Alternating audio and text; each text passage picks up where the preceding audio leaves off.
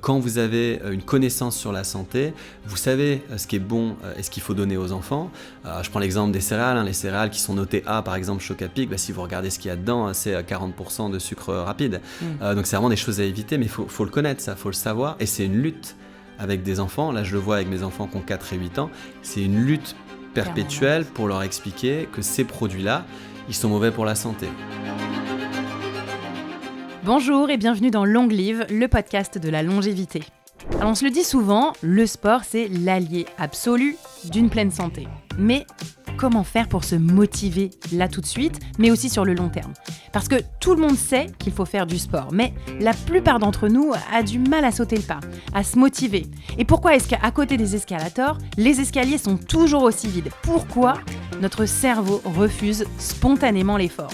J'ai découvert récemment le professeur Boris Cheval à travers un livre coup de poing, Le syndrome du paresseux, et j'ai voulu absolument vous faire profiter de son savoir et de son analyse. Bonne écoute. Merci beaucoup en tout cas le professeur Boris Cheval de nous offrir ce temps de dialogue. Donc on est dans la salle de sport du personnel de l'École normale supérieure de Rennes. Voilà, qui vient tout juste d'être créée, inaugurée la semaine dernière. Voilà, sous votre impulsion, j'ai l'impression. Non, pas spécialement, sous l'impulsion de tout le personnel, du président de l'ENS aussi, où il y a vraiment cette volonté là, d'orienter aussi l'ENS sur la santé du personnel. Donc pas que moi, non. Ok. Alors, vous avez écrit le livre « Le syndrome du paresseux », qui pour moi a été une révélation. J'ai adoré ce livre, et qui explique finalement un peu les grandes lignes du fait que l'être humain est fait pour ne pas dépenser d'énergie dès lors qu'il est bien nourri. En tout cas, c'est à peu près ce que j'ai compris, dès lors qu'il a assez mangé. Ouais, donc c'est un livre qu'on a écrit il y a quelques années avec Mathieu Boisgontier, mon collègue sur l'Université d'Ottawa au Canada.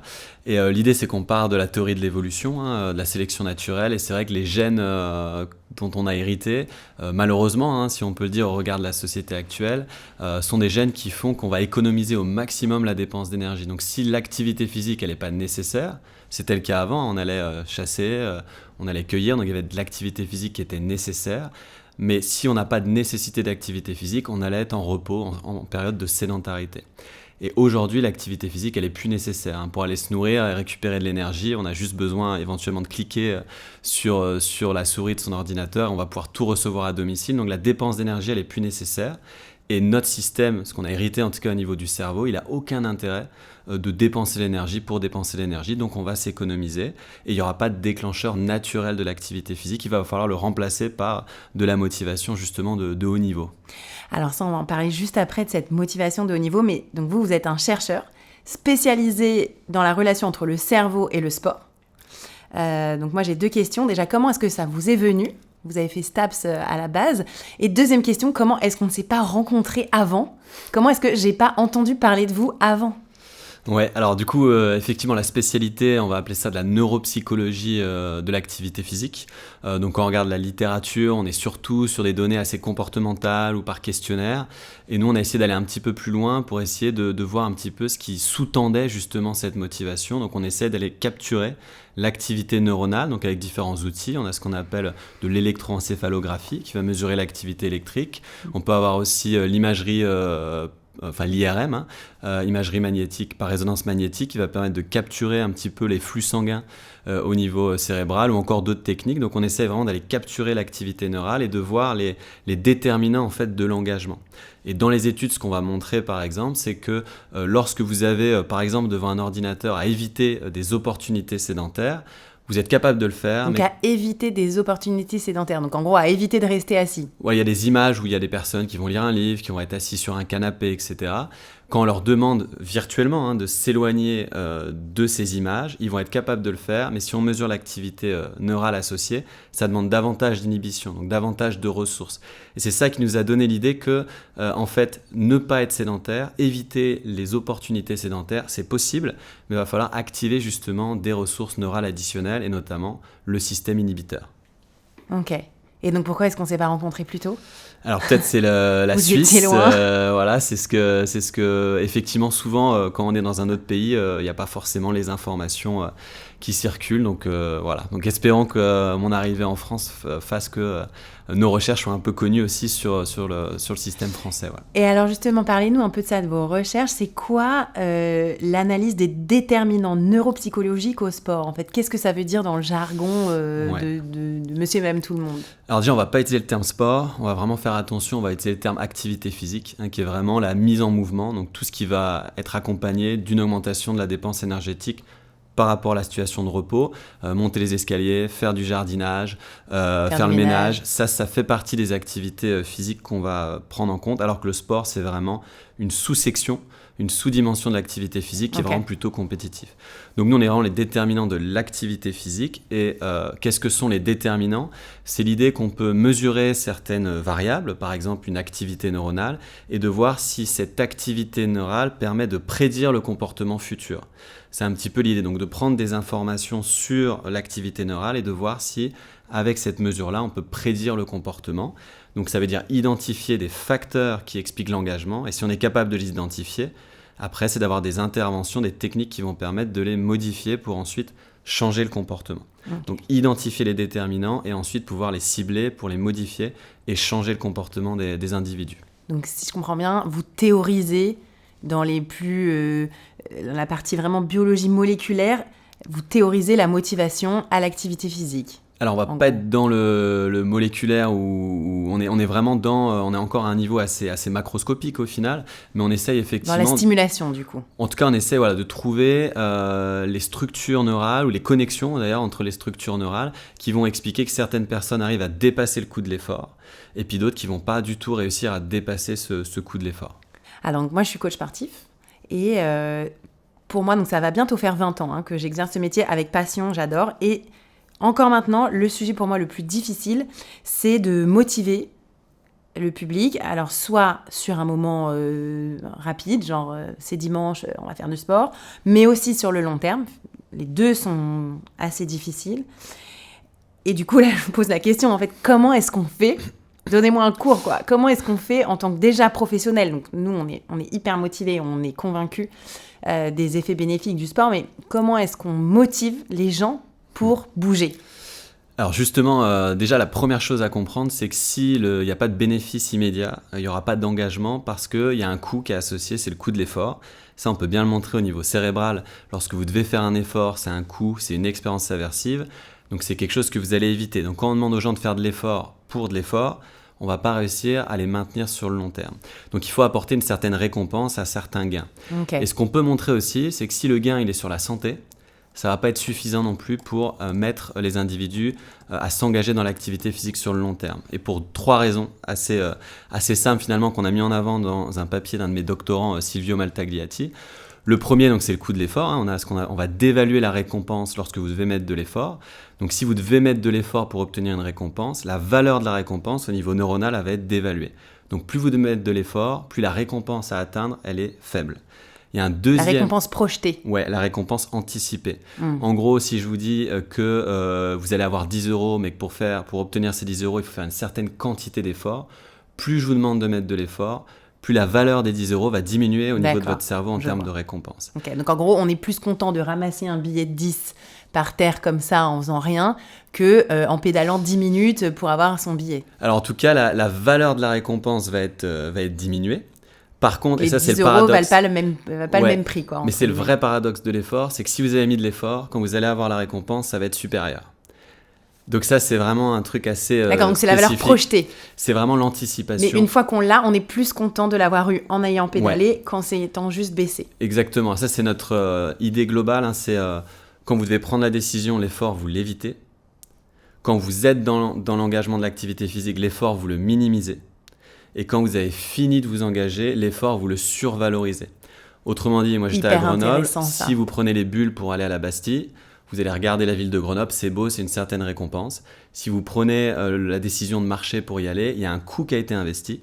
Et comme il y a un coût qui a été investi, vous allez surévaluer la récompense associée au paysage ici.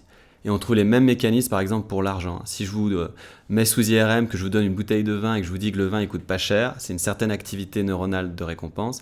Si je vous dis que ce vin, il coûte très très cher, il y aura une meilleure récompense au niveau cérébral. Et ça, c'est un mécanisme c'est l'effet un peu psychologique. Voilà, c'est un mécanisme de gestion de la dissonance cognitive. On justifie les coûts investis dans un comportement. Donc l'effort, on peut avoir le goût de l'effort parce qu'avec l'apprentissage, on apprend que l'engagement dans l'effort améliore la récompense, donc on a quelque chose qu'on préfère. Mais dans l'anticipation, lorsque vous devez faire de l'effort, ça dévalue la récompense. Le deuxième mécanisme qu'il ne faut pas oublier, c'est que quand je vous donne 10 €, si je vous les donne aujourd'hui, c'est un certain niveau de récompense. Si je vous les donne dans 10 ans, la récompense diminue. Donc si vous focalisez sur des conséquences à long terme sur la santé, il faut être conscient que la valeur de cette récompense, elle est quasi nulle.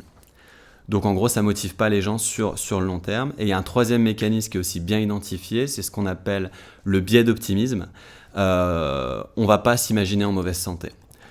Donc si vous demandez à un fumeur, j'aime bien prendre cet exemple parce qu'il fonctionne bien, si vous demandez à un fumeur s'il sait les probabilités que les fumeurs ont de décéder des causes de leur consommation de tabac, ils vont savoir à peu près que c'est une chance sur 2. Si après vous allez vraiment l'interroger et demander mais vous, est-ce que vous pensez que vous allez être vulnérable à la pathologie, à la maladie, on va sous-estimer le risque d'être en mauvaise santé. Donc en gros, quand vous demandez à vos participants de s'engager dans une activité physique pour leur santé à long terme, déjà il y a le coût de l'effort qui va diminuer leur motivation et la perspective de santé, elle est extrêmement faible parce qu'elle est à long terme et vous avez un biais d'optimisme. Donc ça ne va pas fonctionner pour mettre les patients ou les pratiquants dans le long terme sur l'activité physique. Ce qu'il va falloir faire, c'est trouver des récompenses immédiates. Faire en sorte que l'activité physique soit immédiatement récompensante, notamment les réponses affectives pendant l'effort. Et là, on va avoir un coût de l'effort, mais il y a une récompense associée. Et là, vous allez pouvoir vous engager, vous allez même rechercher ce moment. Donc là, en fait, vous êtes en train d'expliquer pourquoi les vidéos YouTube super fessiers marchent ultra bien. 20 minutes super fessiers, ça marche super bien. Alors que si on fait une vidéo 30 minutes pour être en super forme à vie, ça va pas cliquer. Alors, vous êtes en train de m'expliquer la théorie de... Alors, on va faire hyper attention sur... YouTube. Mais on va faire hyper attention sur les récompenses comme ça, sur l'apparence physique, qui vont pas être des récompenses de haut niveau. Quand on prend les théories en psychologie, tous les buts ne se valent pas. Il y a ce qu'on appelle des buts vraiment intrinsèques. Donc la santé en fait partie, même si c'est pas un motivateur suffisant, mais il y a des buts qui vont vraiment émaner du soi et qui dépendent pas du regard des autres, et il y a des buts qui vont être faits par rapport à des éléments externes, et là lorsqu'on est sur des éléments externes, c'est des motivations beaucoup plus volatiles, donc c'est pas forcément quelque chose qu'on va valoriser, nous en tout cas dans la promotion de l'activité physique. Alors c'est quoi un but intrinsèque en fait qui marche ? Alors ça va être par exemple le fait, le bien-être, le sentiment aussi de compétence, d'accomplissement dans une tâche, de se sentir meilleur. Voilà, exact, mais vraiment pour soi. Donc des buts qu'on poursuit, qui sont valorisés pour soi et qui vont apporter en fait une récompense vraiment pour soi. Alors que des buts extrinsèques, c'est vraiment tourné pour les autres. D'accord. Et si l'autre n'est pas là, on va pas forcément faire le comportement. Et si par exemple on a un but de performance, on voit les applications comme Strava, etc., on va mettre nos performances. Si on est uniquement sur la performance, à partir du moment où on trouve quelqu'un de meilleur que nous, la motivation va vraiment être complètement perturbée. Alors que si on est dans un but de progression vis-à-vis de soi-même, on peut regarder les autres ce qu'ils font, mais ce qui compte, c'est comment on évolue au cours du temps. Et ça, c'est une motivation, on va se comparer à soi-même et qui n'est pas volatile et qui va réussir, on va réussir à maintenir la motivation dans des comportements lorsqu'on les fait vraiment pour soi, pour des buts personnellement valorisés. Donc, pour motiver les troupes, en gros, donner un gain immédiat, pas trop connoté à la santé, et avec une connotation forte d'un but intrinsèque d'être mieux pour soi. Alors la santé, je pense que c'est bien de le dire et c'est important, mais ça ne doit pas être la priorité. En gros, pour nous, la santé, c'est l'effet secondaire positif d'un engagement extrêmement attractif pour la personne. C'est-à-dire que l'activité physique est recherchée parce qu'on a envie d'aller à sa séance. On va prendre du plaisir, soit pendant la séance, soit tout de suite après. Ça peut être l'amélioration de l'humeur, l'amélioration du sommeil, se sentir plus en forme, se sentir plus vital, sentir qu'on a été fier de ce qu'on a fait, donc des conséquences vraiment tangibles, immédiates. Et la santé, c'est un gain additionnel, mais qui ne va pas être suffisant pour engager. Donc c'est bien de le dire, c'est important de le dire, mais il ne faut pas se focaliser uniquement sur la santé. Et alors, quels sont les réels freins à tous les gens qui me disent en permanence qu'ils n'ont pas le temps de faire du sport ? Est-ce que c'est vraiment un frein réel, le temps ? la disponibilité vraiment de son temps, ou est-ce que le problème est totalement ailleurs ? Alors dans le livre justement on a les top 10 des excuses et dans le top 10 il y a le temps et ce qui est vraiment intéressant sur le temps c'est qu'en fait on n'a jamais eu autant de temps libre dans l'histoire. Et ça par exemple je pense que, vous le dites, mais c'est inaudible. Par exemple moi quand je le dis moi sur mes réseaux, que ce soit par n'importe quel biais, même avec bienveillance, c'est inaudible, je me fais bâcher en permanence, c'est-à-dire mais non, moi je, enfant, travail, transport, ninana. Ouais. Alors l'argument sur les enfants, moi je l'aime bien aussi, j'ai 2 enfants, justement vos enfants doivent faire de l'activité physique. Acheter des trottinettes électriques à vos enfants, c'est vraiment quelque chose qu'il faut absolument pas faire. Faire des activités sédentaires, faut les limiter au maximum. Donc si vous avez 2 enfants, c'est pas une excuse à ne pas faire d'activité physique, c'est une raison d'aller faire avec eux de l'activité physique dehors, de les mettre en vélo pendant que vous allez courir en fonction de l'âge, en fonction d'où vous habitez, vous trouvez une activité qui peut intégrer vraiment les enfants. Donc il y a effectivement des contraintes de temps, souvent, mais en réalité, le temps va souvent être une excuse. Sauf exception, il y a des fois, effectivement, on n'a pas le temps, mais en règle générale, si on s'organise d'une certaine manière, on va pouvoir inclure de l'activité physique. Et j'insiste sur le terme activité physique, c'est-à-dire c'est se déplacer à pied, prendre son vélo. Si vous allez faire vos courses, au lieu de prendre votre voiture, si le magasin il est à 500 mètres, vous allez à pied au magasin. Et là, on va compter de l'activité physique dans votre quotidien et donc il y aura les bénéfices sur votre santé. Et est-ce que je m'évade un peu du sujet, mais est-ce que pour le bien manger, choisir des produits bruts, moins de sucre, est-ce qu'on est un peu face aux mêmes freins ? Alors, est-ce que c'est les mêmes biais cognitifs ? Je pense que c'est encore un autre niveau. Alors, c'est pas ma spécialité, l'alimentation. Ce qui est sûr, c'est qu'on a vraiment une attraction pour les produits gras et sucrés qui rapportent de l'énergie. Et ça, en termes d'évolution, c'est aussi la même logique. Quand vous avez le choix entre des produits qui sont peu caloriques, votre système il est forcément poussé vers les produits qui vont vous apporter le plus d'énergie et ensuite vous allez le stocker. Donc ça, c'est sûr qu'on a ces mêmes mécanismes. Après, le niveau de la qualité nutritive, là, c'est encore un autre niveau d'abstraction. Et ça va être très dépendant aussi des catégories socio-économiques. Être capable de vouloir manger bien, ça va pas être le même prix, ça va pas être le même temps aussi pour réfléchir.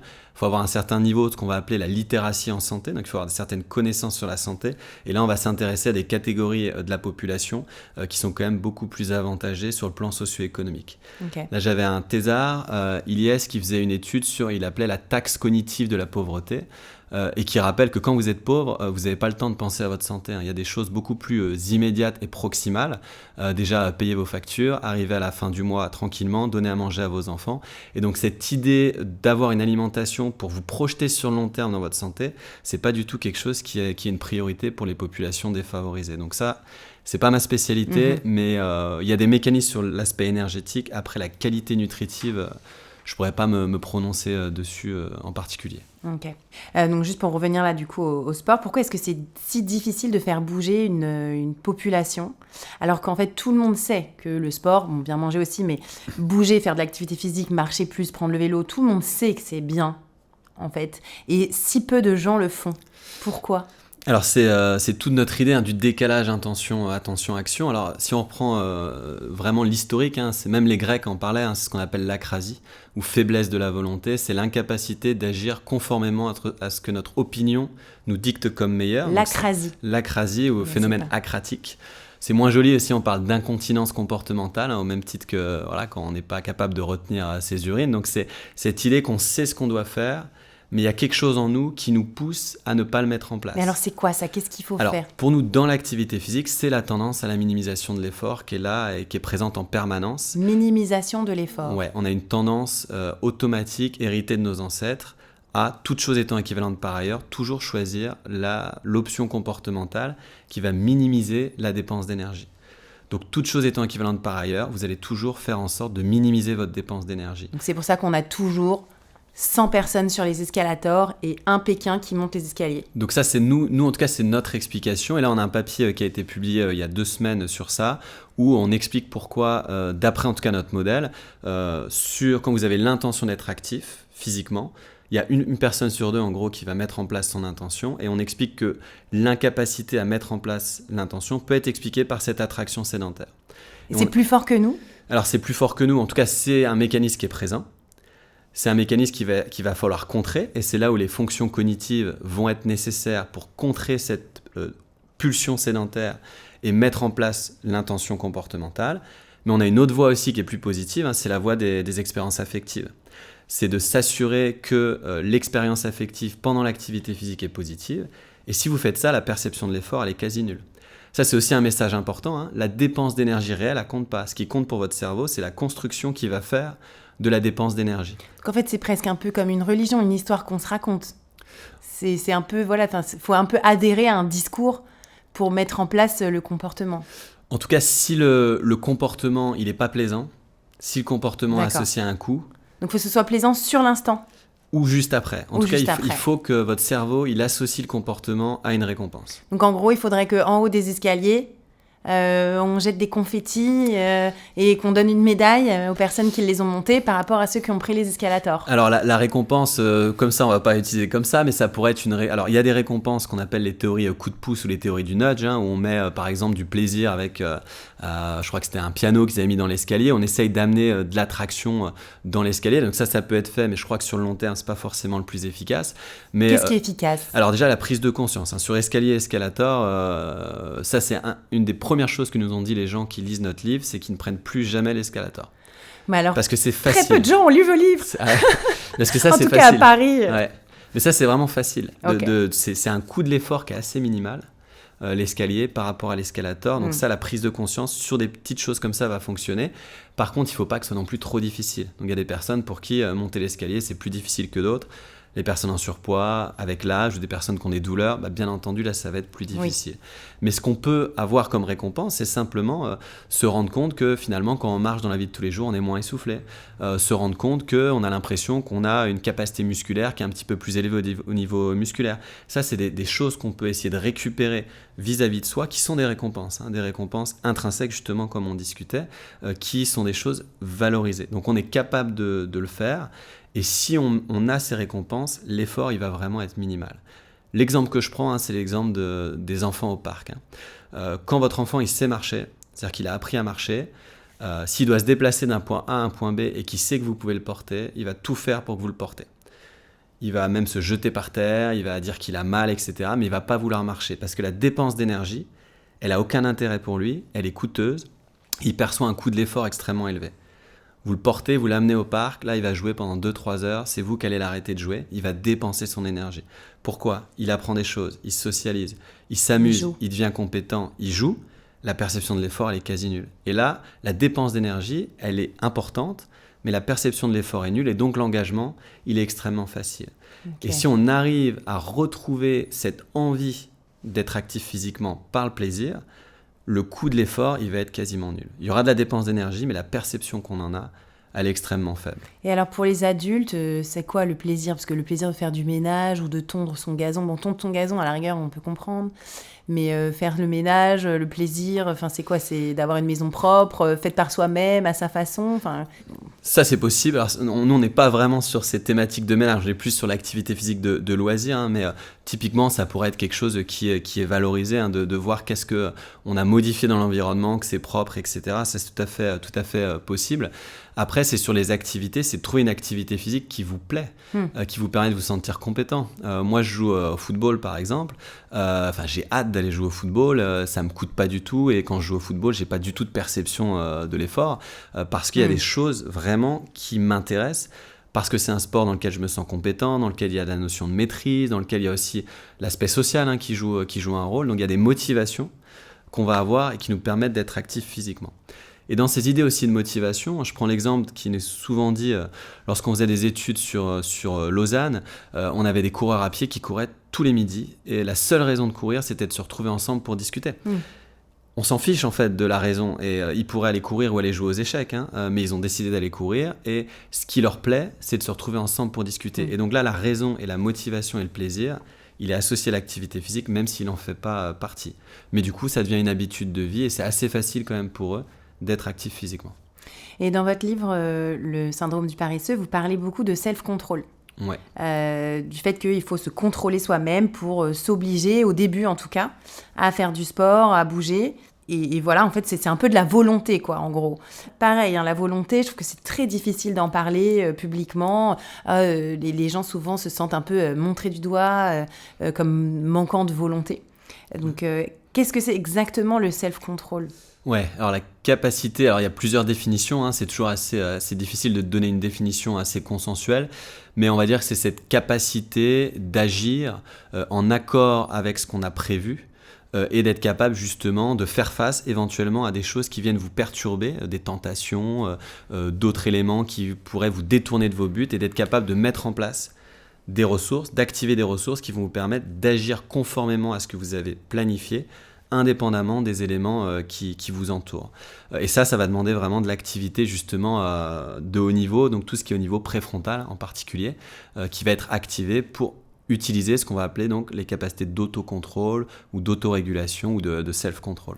Et donc ça se muscle un peu comme un biceps. Petit à petit, on progresse, on reste de moins en moins dans son canapé, on fait de plus en plus son cours de danse, ou bien on prend de moins en moins les cookies à la cantine et finalement après on prend de plus en plus de pommes. C'est comme ça. Le contrôle inhibiteur, il y a des tâches pour le travailler. Hein, ça c'est clair sur ordinateur. Par exemple, on a des tâches où on entraîne les gens à chaque fois qu'il y a un signal particulier à inhiber leur comportement. Est-ce que ça marche dans la vie de tous les jours ? Ça, derrière, sur les comportements, c'est pas encore suffisamment fort comme évidence.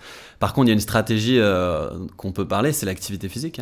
L'activité physique va être un comportement, alors pas toutes les activités physiques, mais les activités physiques suffisamment intenses qui vont aussi solliciter les fonctions cognitives de prise de décision, par exemple, eh bien, l'activité physique va améliorer votre système cognitif. Donc les gens qui sont actifs physiquement vont avoir un meilleur fonctionnement cognitif et notamment un meilleur fonctionnement exécutif. Donc en gros, plus on fait de sport, plus on a de self-control. En tout cas, il y a un cercle vertueux qui peut se mettre en place. L'activité physique va améliorer le fonctionnement cognitif et en retour, le fonctionnement cognitif va améliorer l'engagement dans l'activité physique. Et si on regarde les personnes âgées, on peut constater par exemple que les personnes qui vont avoir un déclin cognitif, c'est des personnes qui vont tout de suite se désengager de l'activité physique. Et si on arrive à amener les gens à être actifs... C'est le déclin cognitif qui fait qu'on se désengage de l'activité physique ou l'activité physique qui favorise le déclin cognitif, qui favorise la diminution de l'activité physique. Donc ça, c'est un peu l'œuf ou la poule. Ouais. Là, il y a un gros débat dans la littérature. Les deux relations sont vraies. Il y a beaucoup de preuves qui montrent que l'activité physique va améliorer le fonctionnement cognitif et on a les modèles moléculaires aussi sous-jacents. Quand vous faites de l'activité physique, vous allez libérer ce qu'on appelle du BDNF en particulier, qui est une hormone en fait de croissance au niveau neuronal. Donc en gros, plus vous faites d'activité physique, certains types d'activités physiques, vous allez avoir davantage de neurones, davantage de synapses, davantage de connexions aussi entre vos neurones, donc de meilleure communication neuronale, davantage de vaisseaux sanguins, donc en gros votre cerveau il fonctionne mieux. Parenthèse, quel type d'activité physique ? Puisque alors, c'est certains types. Donc nous on essaye justement de faire, on va dire, un modèle type de l'activité physique, c'est au moins modéré à vigoureux, c'est au moins 3 fois par semaine, si possible une demi-heure. Si possible, une activité qui va aussi solliciter tout ce qui est prise de décision, donc des sports collectifs par exemple, qui vont être extrêmement efficaces pour prendre de la décision pendant qu'on est en train de faire de l'activité physique. Et nous, on rajoute une dernière dimension, c'est l'expérience affective. On est en train de développer, notamment avec un de mes doctorants, donc Silvio Maltagliati, un projet qui vise à montrer que quand vous faites une activité physique, ça améliore votre fonctionnement cognitif. Mais si cette activité physique est associée à du plaisir, l'effet va être encore plus fort. Donc on essaye de montrer que l'expérience affective joue un rôle clé non seulement pour vous engager, mais une fois que vous êtes dans l'activité physique, pour améliorer le fonctionnement cognitif. Et alors pour en revenir au self-control, comment est-ce qu'on peut mesurer son propre self-control ? Est-ce qu'on peut... Ouais. Et par exemple, si on n'en a pas eu enfant, je pense à des enfants peut-être qui n'ont jamais vraiment fait de sport, des adultes qui, enfants, n'ont pas fait de sport ou quoi, est-ce qu'on peut le développer ?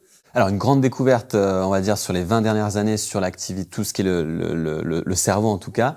On avait une idée fausse, mais répandue, qu'à partir de 25 ans, en gros, on avait tout développé.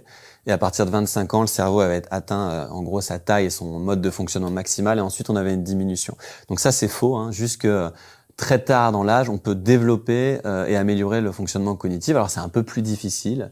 Bien entendu, il y a moins de plasticité, c'est un petit peu plus dur, mais on peut apprendre jusque dans les dernières années de vie. Donc clairement, même si on n'a pas forcément développé des capacités pendant l'enfance, ça va être peut-être plus difficile, mais on a cette capacité-là à développer des capacités d'autocontrôle. Maintenant, c'est vrai qu'on a des mesures, par exemple, assez associées à la personnalité, qui vont permettre de caractériser des gens qui ont une capacité à inhiber leurs réactions automatiques, leurs pulsions, et d'autres qui vont avoir un peu plus de mal.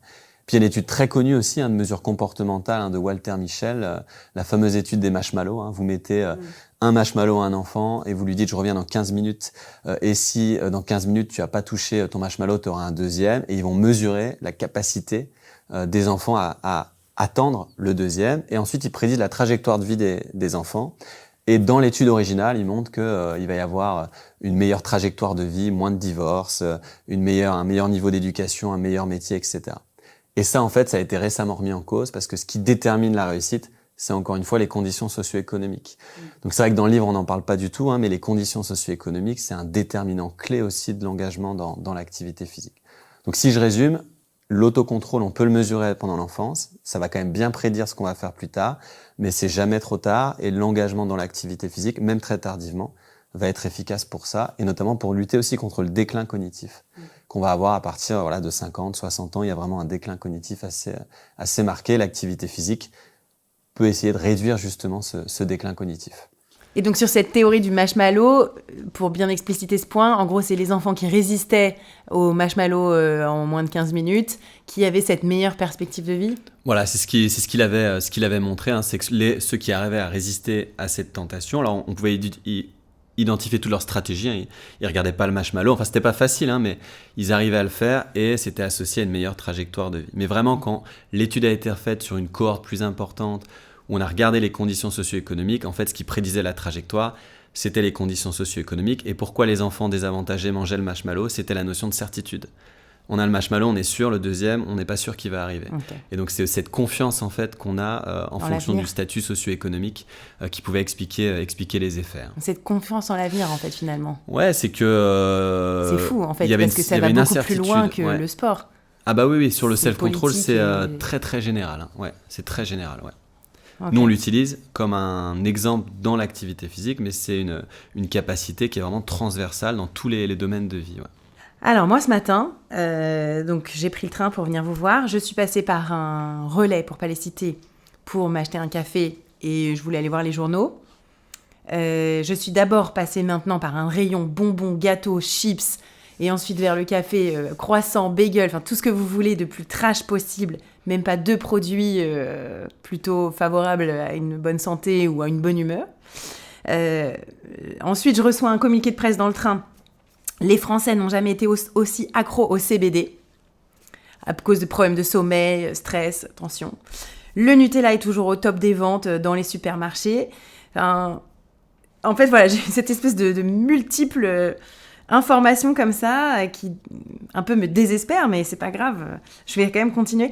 Comment est-ce qu'on pourrait faire, à votre avis, et selon vos recherches, pour vraiment enclencher un changement dans les sociétés des pays industrialisés? Je pense que c'est pas du tout que la France, il y a l'Angleterre, les États-Unis, l'Europe en général, vers des comportements plus intéressants niveau santé, corps.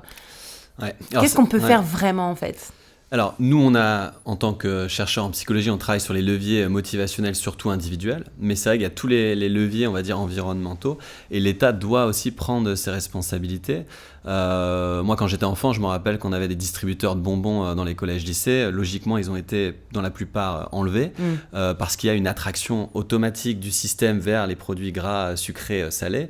Donc, on est attiré par ces produits. Donc, s'ils sont présents, ça va être difficile, surtout quand on n'a pas le temps, quand on est stressé, quand on est fatigué ou quand on a faim. Donc on va plutôt prendre les produits qui nous sont présentés facilement accessibles.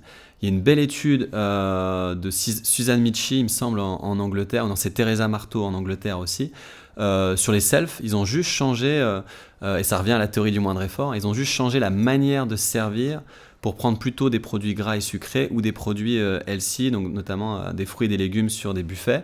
Donc c'était assez simple, ils avaient éloigné en fait les produits gras et sucrés du buffet, et pour vous servir, au lieu de prendre une cuillère, c'était une petite pince, donc c'était un petit peu plus compliqué, et ça change le comportement des gens. Donc en fait, le coût de l'effort, il est aussi entré dans la prise de décision, et si le Nutella, il n'est pas facilement accessible, il faut aller le chercher, vous allez plutôt prendre le produit sain. Donc une possibilité, c'est par exemple, mais ça c'est pas à moi de le faire en tout cas, mais c'est qu'au niveau législatif, on comprenne qu'il y a des produits qui sont nocifs pour la santé et on a le droit de considérer que ces produits ne doivent pas forcément être visibles. Quand je faisais mes études au Canada, malheureusement, je fumais un petit peu.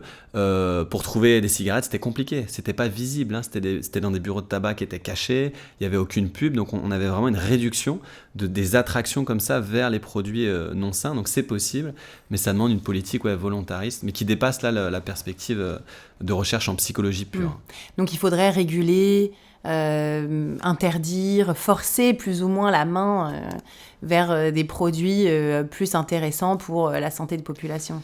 Alors en tout cas, nous dans notre modèle, après il y a toujours un conflit aussi, si on prend par exemple tout ce qui est aux États-Unis, ils détestent les théories des nudges parce qu'il y a l'idée de liberté individuelle, de libre arbitre sur les choix. Donc ça, nous d'un point de vue théorique, c'est un petit peu faux parce que les prises de décision, elles sont vraiment dépendantes du contexte. Mais de notre point de vue, effectivement, l'État, il doit s'assurer que le contexte, par défaut, favorise le choix actif ou le choix positif pour la santé, et que les personnes qui veulent prendre des produits gras et sucrés, ce soit possible, ou qui veulent prendre des choix sédentaires, ce soit possible, mais ça demande un effort pour le faire. Donc que ce soit possible, donc que les escalators soient beaucoup plus loin... Ou cachés. Dans les théories coup de pouce ou des nudges, la seule vraie manipulation qui marche, c'est ce qu'on appelle l'option par défaut. Ce qui fait que votre comportement va changer, c'est quelle option par défaut est disponible. Je vous donne un exemple sur le don d'organes. En France, on est passé de 20 à 80% en une année. Est-ce que vous savez pourquoi ? Parce que c'est devenu l'option par défaut. Je suis d'accord pour donner mes organes, tant que tu n'as pas exprimé le fait que tu ne le veuilles pas. Juste avant, il fallait cocher pour dire qu'on était donneur, c'était 20%. L'année d'après, il fallait cocher pour dire qu'on n'était pas donneur, on est passé à 80%. Parce que la réponse par défaut, on l'apprend. Et ça, c'est vraiment un modèle qui, selon nous, est extrêmement efficace. Si on a une population motivée, qui a conscience des bénéfices sur la santé, qui apprécie l'activité physique, et si l'environnement, par défaut, offre l'opportunité active, on va être actif physiquement. En tout cas, on va augmenter la probabilité d'être actif physiquement. Si vous augmentez les escalators, et ça, il y a des études qui le montrent, passer de 1 à 2 escalators, on va avoir plus de choix sédentaires. Et c'est ça, s'il y a trop de monde dans l'entonnoir de l'escalator, il y a plus de gens qui prennent les escaliers. Alors que si tu as 2 escalators bien larges, les escaliers sont vraiment vides. Ouais, où il y a aussi une étude, à la base, c'est sur l'écologie, la réduction de la consommation électrique d'un bâtiment. Ils ont juste réduit la vitesse d'ouverture et de fermeture des portes d'ascenseur. Et comme les portes d'ascenseur étaient trop longues à s'ouvrir, à se fermer, les gens allaient plutôt prendre l'escalier. Et c'était mesuré avec la consommation électrique du building. D'accord, oui, donc en fait, il faudrait mettre faussement des ascenseurs en panne, ce genre de choses. Ou en tout cas, les rendre moins accessibles et moins sexy. Et moins attractifs. Et ça existe, il y a un livre qui s'appelle le design actif. Donc il y a un livre qui propose vraiment de construire des immeubles plutôt actifs. Et sur Lausanne, il y avait un immeuble qui était en train de se construire où il réorganisait complètement la manière de faire justement l'escalier, qui était plutôt beau, avec un puits de lumière. Et puis l'ascenseur était plutôt caché dans un espace où il fallait vraiment le savoir, aller le chercher pour prendre l'ascenseur. Donc vous pouvez le faire. Les personnes qui ont des problèmes aussi de mobilité peuvent prendre l'ascenseur. Mais par contre, par défaut, on prend l'escalier. Donc en fait, on est un peu comme dans une crise de confort, quoi. Il y a d'ailleurs un livre aux États-Unis, The Comfort Crisis, la crise de trop de confort qui finalement nous tue. Alors en tout cas, notre cerveau, il a mis en gros, si on prend à partir du moment où globalement, si on caricature, nos ancêtres sont descendus des arbres et ont commencé à explorer l'environnement, c'est entre 2, 3, voire 5 millions d'années. Donc notre cerveau, il a mis 5 millions d'années à se construire avec une activité physique qui était toujours présente. Aujourd'hui, en quelques années, avec la société industrielle moderne... Post-Deuxième Guerre mondiale, quoi. Même un petit peu plus après, parce qu'on avait encore un milieu assez actif quand même physiquement, des métiers assez actifs depuis les années 70-80. Mais voilà, à partir des années 80, là, on a vraiment en gros une société qui fait qu'on peut tout faire sans dépenser d'énergie. Et là, on comprend bien que notre cerveau, il n'a pas eu le temps de s'adapter en termes d'évolution. On a mis 3 millions à avoir un cerveau qui décide automatiquement de plutôt minimiser l'effort, d'aller récupérer de l'énergie dès que possible, et dès qu'on a de l'énergie, de se mettre en phase de repos. Là, on est dans un système où l'option, ou en tout cas la situation qui est activée, c'est par défaut, c'est le repos. On n'a pas de déclencheur automatique de l'activité physique, il va falloir le remplacer par des motivations, etc. Donc c'est vraiment... une situation qui est extrêmement unique, parce qu'elle n'a jamais été rencontrée dans l'histoire de l'humanité, cette situation. Alors, petit cours de psychologie peut-être du dimanche, mais qu'est-ce qui se passe pour moi, par exemple ? Parce que pour moi, c'est tellement normal de prendre des escaliers, je ne supporte pas les escalators. Je rentre dans un relais avec toutes ces chips bonbons, ça m'énerve. j'ai pas envie de manger tous ces cookies, ça me saoule, je les vois. Alors je me dis tout le temps, j'en veux pas, mais c'est vrai que parfois du coup j'en prends un parce que y a rien d'autre aussi. Ouais.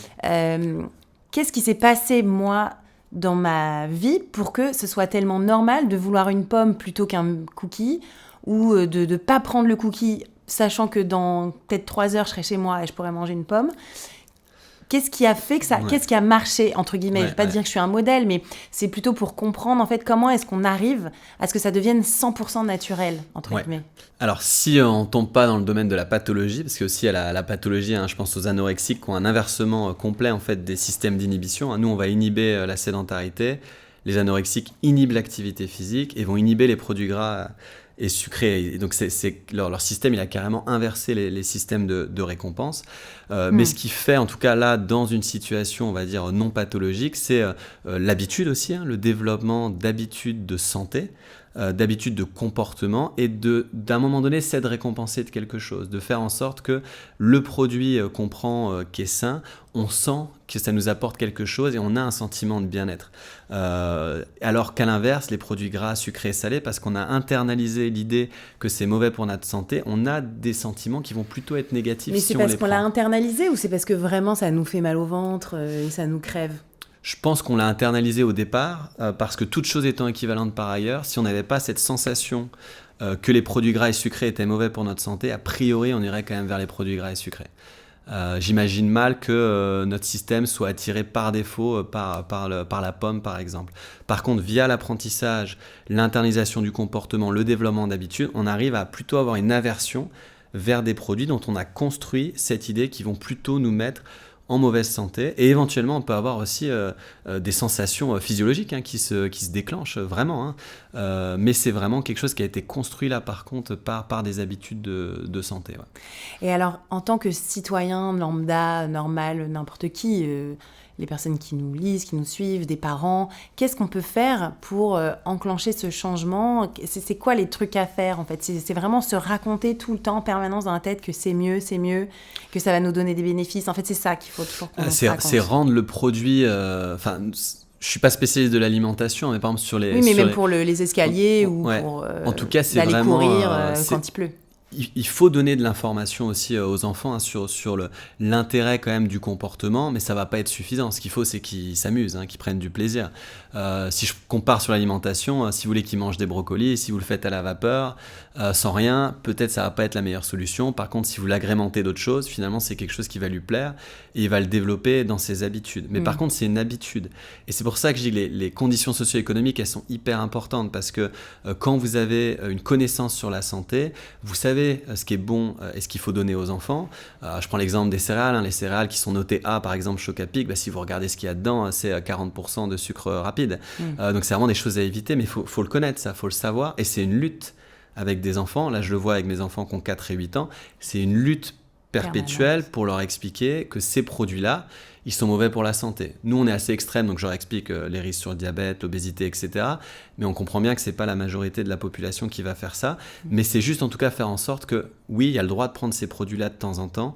C'est une exception. Et dans la vie de tous les jours, ce qu'il faut, c'est que les comportements qu'on leur propose de faire, ce soit quelque chose qui soit agréable aussi. Et surtout pas forcé. Si on force et qu'on crée justement une contrainte, là, on va développer des motivations de faible qualité et le maintien du comportement, il ne sera pas fait. Et dès qu'il y aura l'opportunité de faire autre chose, ils vont faire autre chose. Là, je me retrouve, moi, avec des enfants un peu plus grands, notamment 13-14 ans. Voilà, il y a vraiment cette espèce de recherche clivante permanente. C'est difficile. Oui, c'est difficile. Mais du coup, en fait, ce que vous me dites, c'est que j'ai l'impression qu'on va continuer à avoir ce clivage un peu à l'américaine, où tu as une fine partie de la population qui fait toujours plus de sport, toujours plus de super vitamines, aller chez Whole Foods, acheter des avocats et des salades super chères. Et une autre plus en plus large partie de la population, ça se retrouve aussi en Angleterre, de moins en moins sportive, de plus en plus sédentaire, de plus en plus attirée par la malbouffe.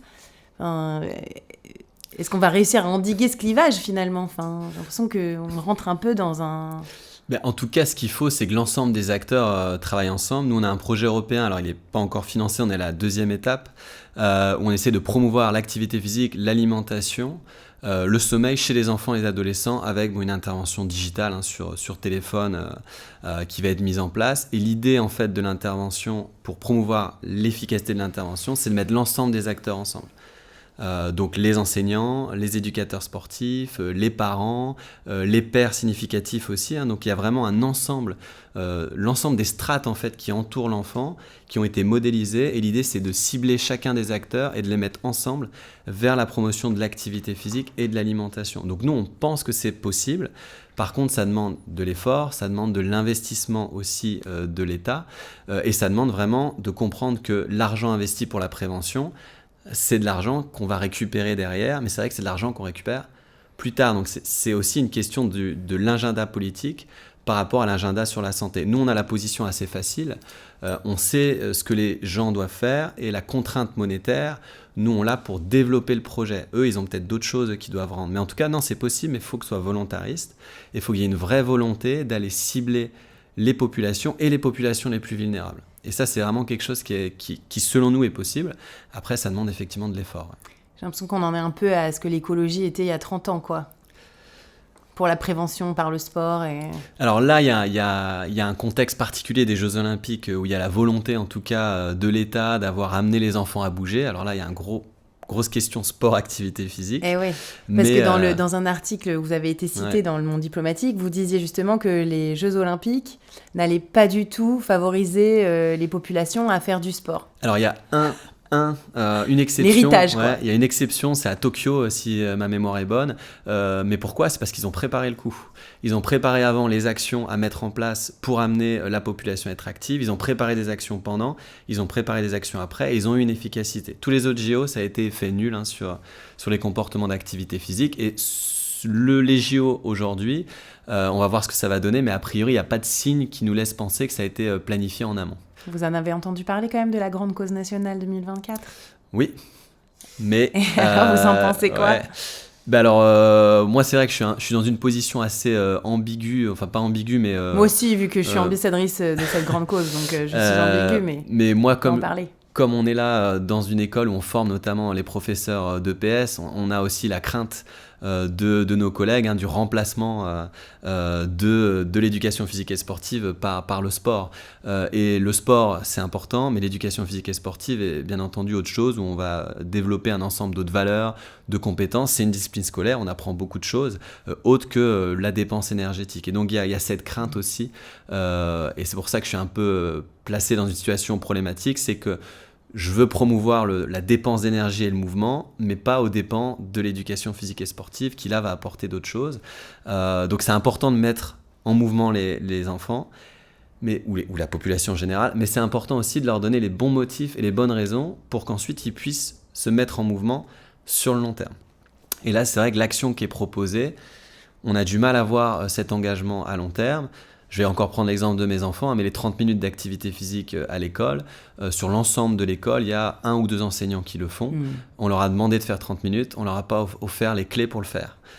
Et c'est une grosse déception. Ni plus de temps de classe ou quoi, puisque ni plus de temps de classe. Il y a aussi tout le reste à faire. Voilà, ni plus de temps de classe, ni aussi une éducation. Nous, on a un papier qu'on a fait pour le Conseil scientifique de l'éducation nationale, le CESEN, où on montre avec études donc qu'on appelle des méta-analyses, donc c'est l'analyse d'une analyse complète de la littérature, où on montre qu'en fait augmenter le temps d'activité physique à l'école va améliorer les performances scolaires en mathématiques. Il a fait grand bruit d'ailleurs ce papier, ça a quand même été bien... En tout cas, il a été discuté au moins pour les gens concernés dans notre discipline.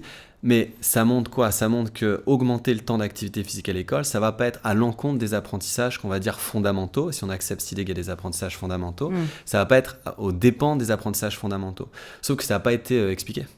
Ça n'a pas été expliqué que passer peut-être une demi-heure de moins assis sur la chaise à faire un exercice de français ou de mathématiques, ce n'est pas du temps perdu si on est actif physiquement, parce que derrière, il n'y aura pas le même engagement qualitatif dans l'apprentissage. Et donc ça, c'est des choses qui auraient pu être proposées, discuter, et ça n'a pas forcément été mis en place, non. Après, j'étais pas là, j'étais pas encore en France globalement sur cette époque-là, donc Et je me justement, prononce vous, pas en trop. tant que professeur à l'école normale sup, est-ce que vous êtes écouté? Est-ce que vous êtes consulté par les autorités sanitaires françaises, la Haute Autorité de Santé, par exemple, le ministère des Sports, la prévention, l'OMS? Alors moi je viens d'arriver, donc j'ai pas encore en tout cas développé ce réseau de contacts directs. Après oui on a en tout cas des gens qui vont réussir à promouvoir l'activité physique sur la métropole rennaise, hein. Je pense à François Carré, Sophie Chat, donc c'est des personnes qui vont promouvoir l'activité physique et qui vont être en lien direct avec le ministère. Et on a aussi des collègues, là je pense à Olivier Dupuis de Poitiers, qui lui aussi est en charge d'études avec un relais direct sur le ministère. Donc on a effectivement des liens, le ministère peut venir nous contacter. Moi, à chaque fois qu'on m'a contacté, c'était souvent des demandes qui étaient pour rendre un rapport dans les 10 jours, ce qui n'est pas forcément quelque chose que j'ai pu faire. Donc, il y a des contacts. En tout cas, nous, on a cette volonté de travailler avec le ministère. Ça dépend des ministères en place aussi, bien entendu, mais on a cette volonté, en tout cas, de travailler avec les ministères. Et je trouve que l'école normale supérieure, elle a aussi son rôle à jouer sur ça. Ouais. Donc en gros, moi ce que j'entends, c'est que ça va prendre énormément de temps à éduquer la population largement sur les bénéfices du sport et la motivation intrinsèque va être hyper longue en fait pour finalement un peu contrecarrer tout ce qui se passe depuis 40 ans, quoi. Ben, nous, on a des motifs d'espoir. En tout cas, les gens qu'on forme ici ou les collègues que je connais en EPS, on a des motifs d'espoir parce qu'il y a justement cette volonté de comprendre le rôle des affects, le rôle de l'émotion pour promouvoir l'engagement. Je prends aussi l'exemple dans le milieu médical, parce que j'ai travaillé un petit peu aux hôpitaux universitaires de Genève. Les prises en charge patients, notamment en réhabilitation cardiaque, c'était de l'éducation thérapeutique avec un focus sur la santé permanent.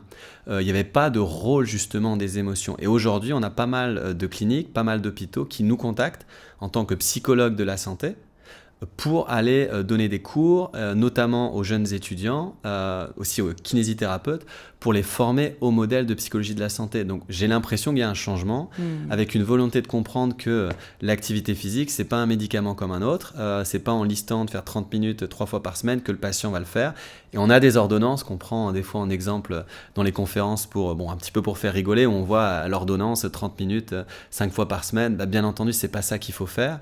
Et donc là, j'ai l'impression qu'il y a une prise de conscience des collègues, que ce soit les médecins, les kinés, bien entendu les professionnels en activité physique adaptée, où on comprend que si on ne travaille pas sur la motivation, on a beau savoir le protocole qui est efficace, en théorie, il ne sera pas efficace sur le terrain. Et donc là, on a une négociation qui est en train de se mettre en place, à essayer de négocier entre la réalité des effets de l'intervention sur la santé physique ou cognitive ou mentale, et ce que le patient est capable justement d'endurer et de mettre en place, quoi. Et donc j'ai l'impression qu'il y a un changement qui est en train de se mettre en place, mais après je suis peut-être un peu trop optimiste aussi, mais je pense que ça se met en place. Ok, donc le plaisir avant tout, quoi. En tout cas, il faut que le comportement apporte une récompense immédiate ou très rapide et tangible. Sinon, à cause du coût de l'effort, on ne pourra pas le mettre en place sur le long terme. Ça n'a pas de sens au niveau théorie de l'évolution. En tout cas, il n'y a aucun sens qu'on mette en place un comportement coûteux pendant toute notre vie pour espérer avoir des conséquences positives sur notre santé à long terme. Ça n'a pas de sens. Ouais. Eh bien, c'était super clair. Merci infiniment. Merci. Merci beaucoup d'avoir écouté et regardé Long Live sur vos plateformes d'écoute de podcast, mais aussi sur ma chaîne YouTube. On se retrouve très bientôt pour un prochain épisode. Salut!